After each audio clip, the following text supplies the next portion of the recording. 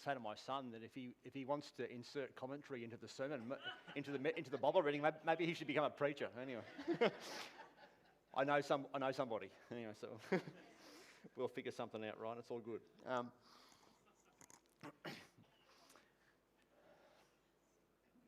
All right. I'm sure there are a couple of Formula One fans here, maybe just a couple.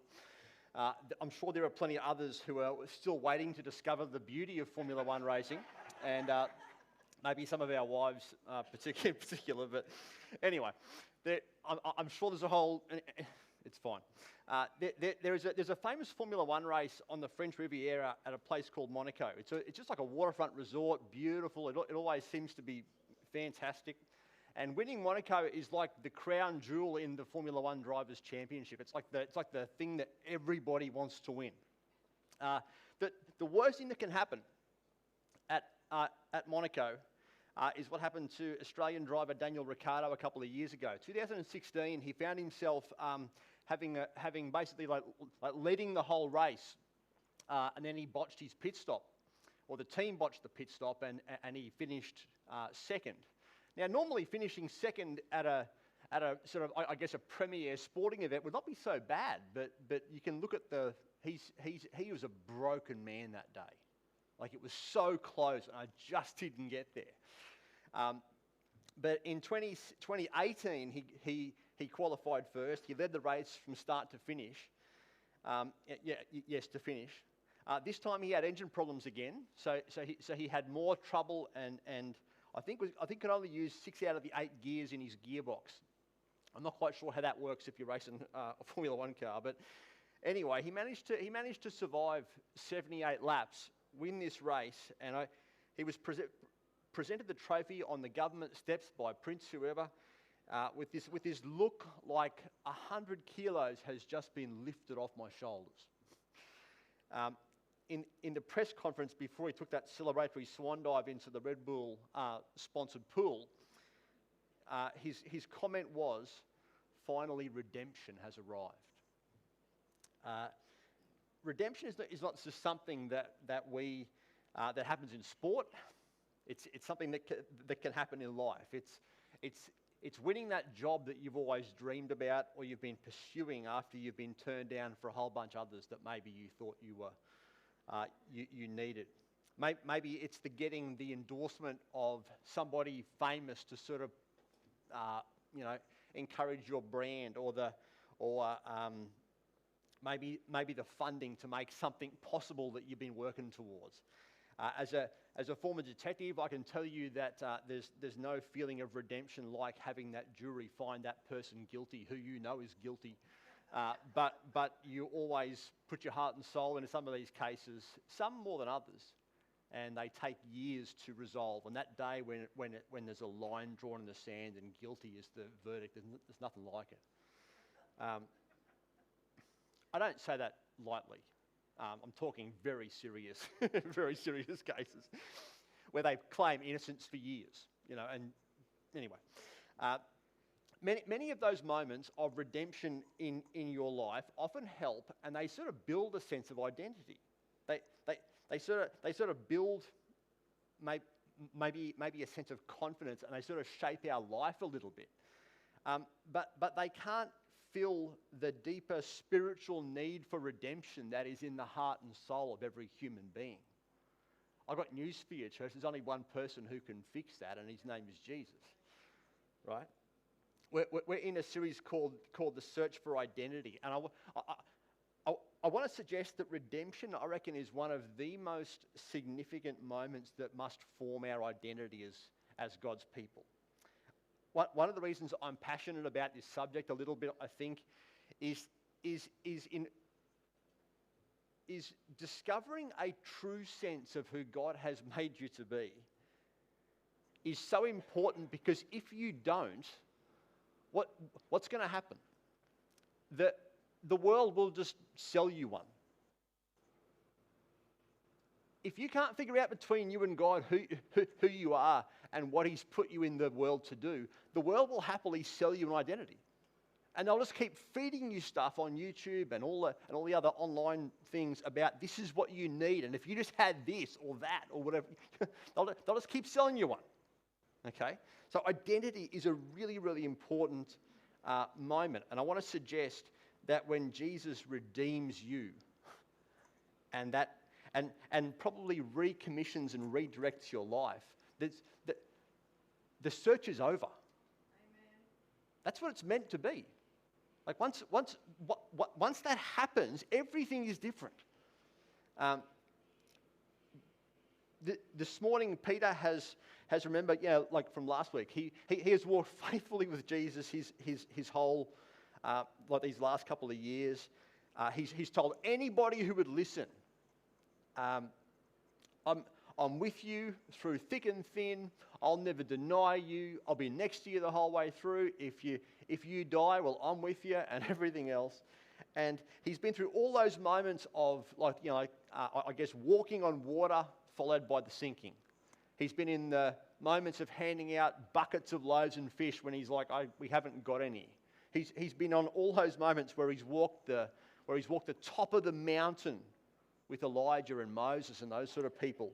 And now he's been on, and now I would suggest he's at the bottom. He's at the bottom of the. He's as low as it can get.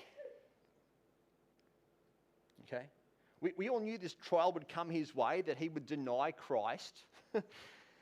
He's like, nah, not going to happen. I've got it covered. It's all good. But within a day or so, that rooster has crowed and that line has been dropped, and that's the end of the story.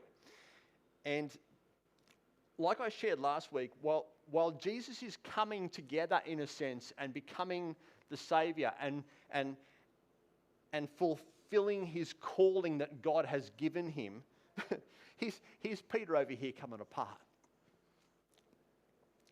And we find him today, of all things, fishing. Now, I am not a fisherman. I do like trying to fish sometimes. It just strikes me that fishing is not the greatest thing in the world to do.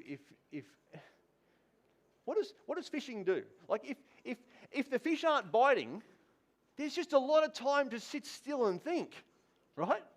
Like fishing is not I'm not sure this is the greatest idea about how to spend extended time sitting, stewing over all you've done.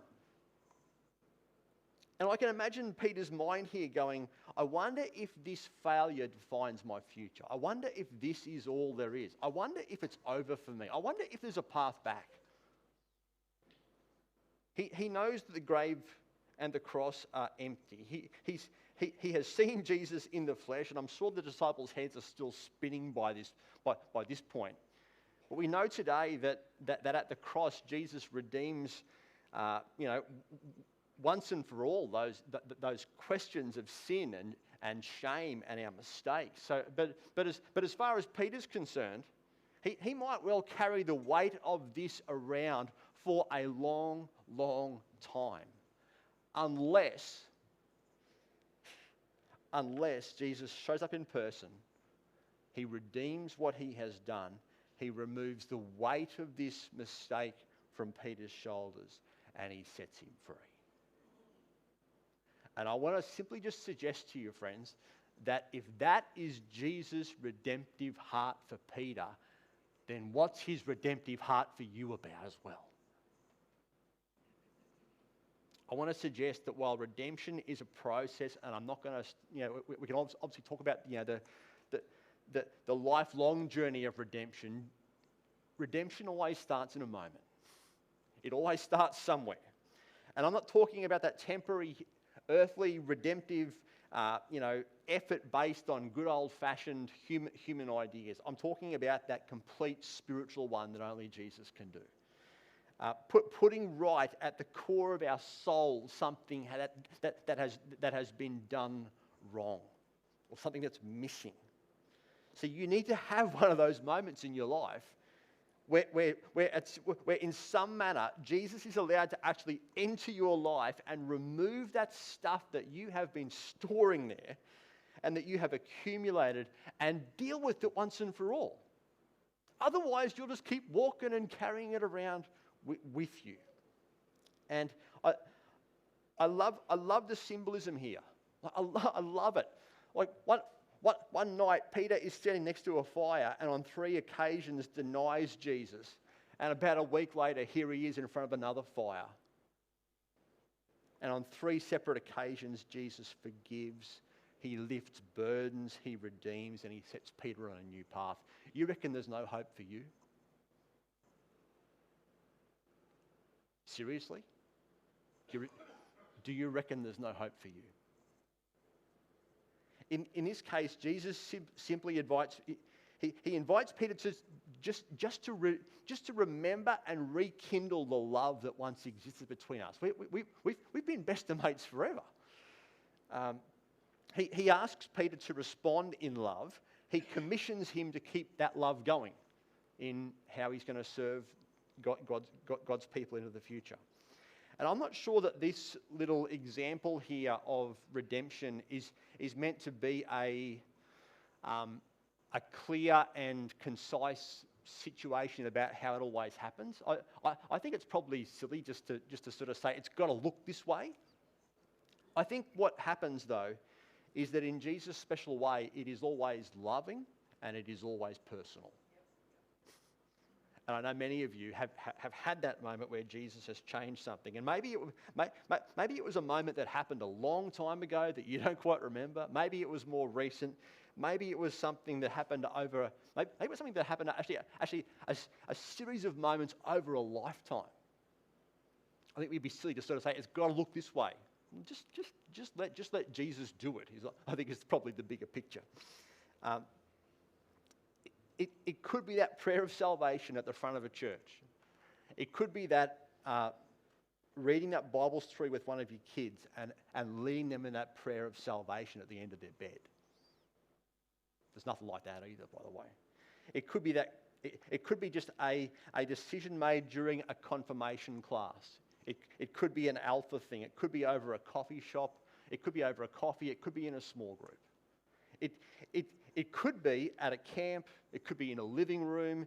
It could be at a hospital bed when you're facing the inevitability of death. And it could even be something as radical as somebody who has lived for Jesus a whole long time and done all the right things and has a great record of stuff to share, only to end up in a moment of stupidity caused by any number of things. Let's just say a quiet addiction or an ill-conceived decision of some sort, and they've got to return to Jesus in repentance in a prison cell. And I've seen some of those moments too. I want to suggest that it does not matter what it looks like; it just matters that it happens. But I reckon there are at least 3 key parts to it. Number 1 is the acknowledgement of what that sin is, owning your role in it. There's no excuses. There's no minimising. There's no blame shifting. There's no, it's that bloke's fault. It was that reason. I was annoyed. I was tired. Any of that sort of. It's just owning it. It's just absolutely pouring it to Jesus and go. I am going to lay it before you without qualification. Secondly, it is trusting the sufficiency of Jesus' blood to forgive. Often where Jesus can lift something off your shoulders, sometimes it doesn't feel that way. Maybe it's sometimes replacing it with something else. I remember as a 13-year-old praying that prayer one day, surrounded by a bunch of other people who were praying for me at the time. And I remember a sense of something physical just being lifted off my shoulders, and something very, very significant came in here. And I don't know what that is. You can theorise and talk about that. I'm not going to prescribe that's what it's got to look like. And 3, and I would suggest this is very, very important.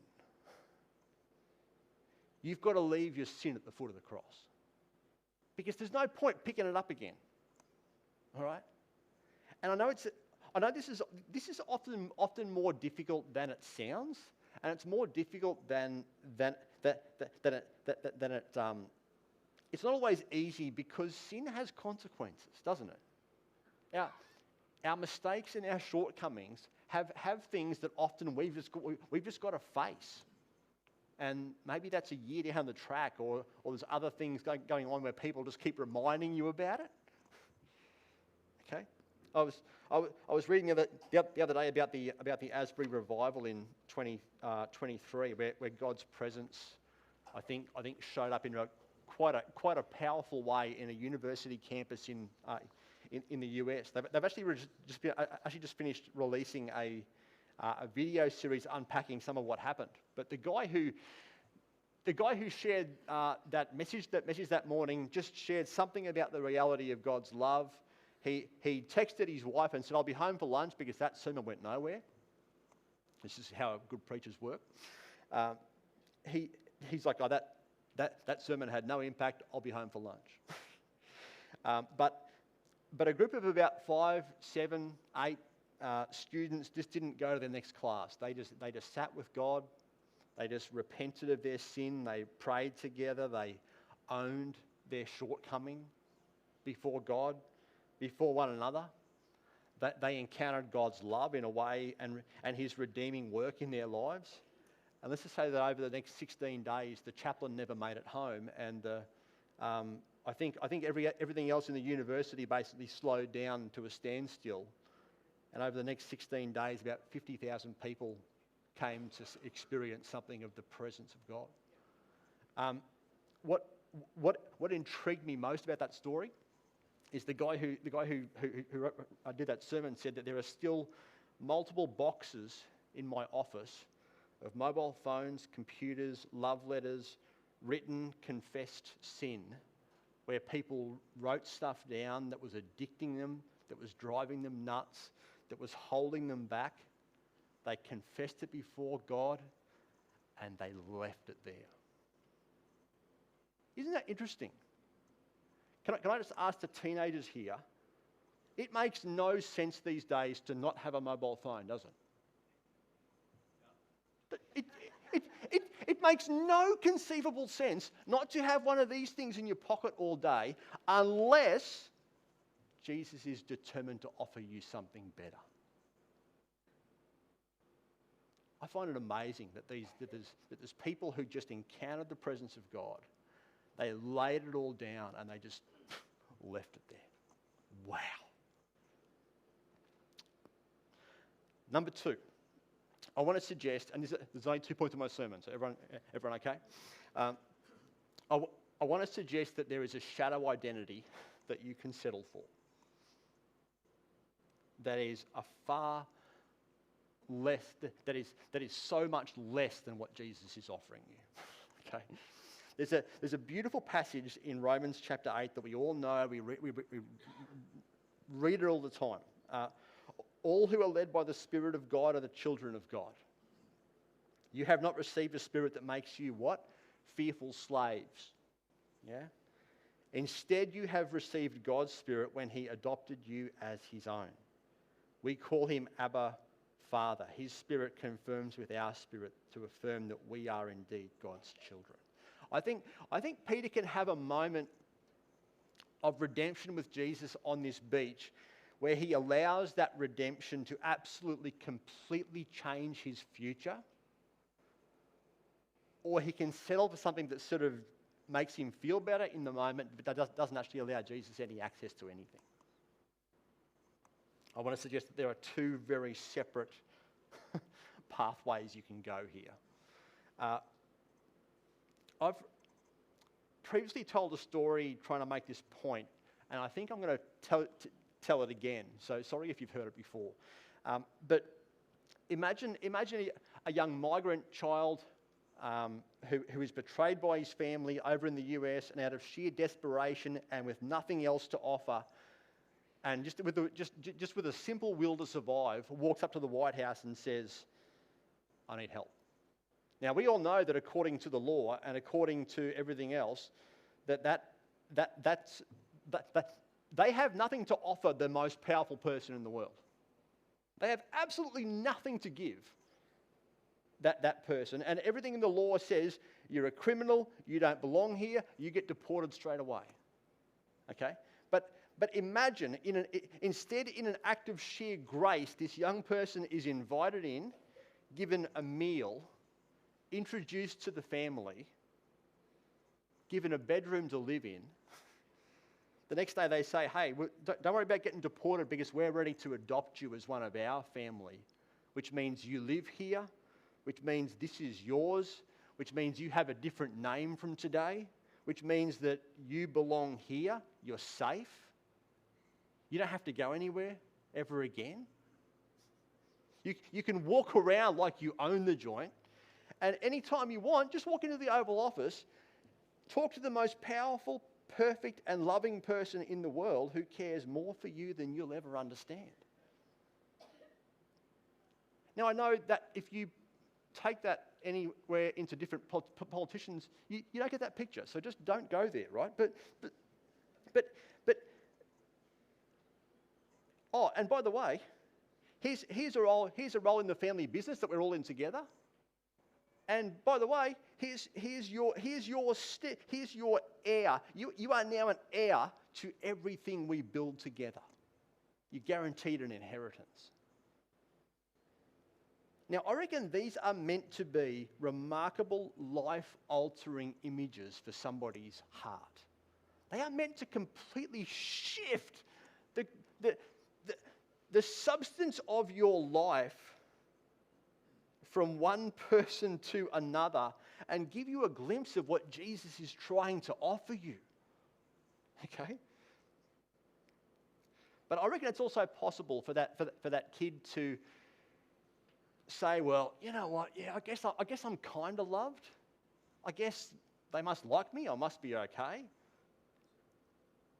Forgiveness sure sounds good.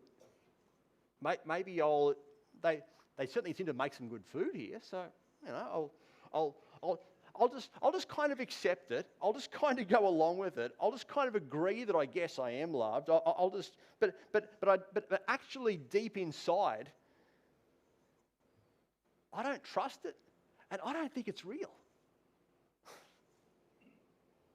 And actually, it might even be easier just to remain that betrayed, wounded little kid over here in the corner, that fearful slave, that reject, that migrant, that person who doesn't belong, who's always defined by what they did, who'll never amount to anything. I'll never do enough to earn the redemption, and that's probably another sermon in itself. You can't earn it. I'll just stay over here in my pain, in a sense of abandonment and hopelessness, with a list of addictions and everything else. And despite the fact that I can walk into the Oval Office and sit in the lap of a perfect, loving Father anytime I want, it's just easier for me to settle for a lie and settle for something that is so much less than the redemption that Jesus is trying to give. Because by trusting in Jesus and accepting what he has done for you and leaving that sin behind and that doubt and release, you are first releasing that spiritual stronghold. And that has to be released. You're moving from what? You're moving from an orphan to a sense of belonging. You're moving from lost to found. You're moving from mistake to redeemed, to redeemable. From the I don't know my place to I do know my place in building his kingdom.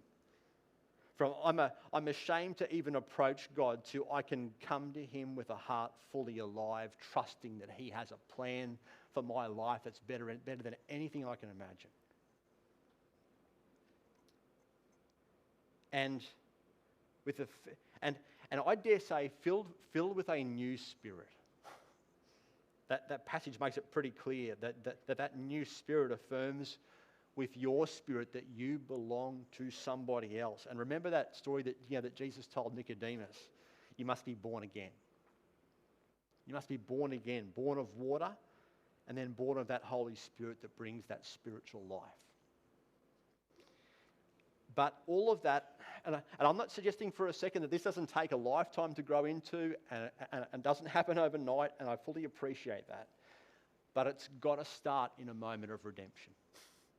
It's just got to start where the past mistakes and the shame is taken out and the glorious light of what Jesus wants to give is allowed in.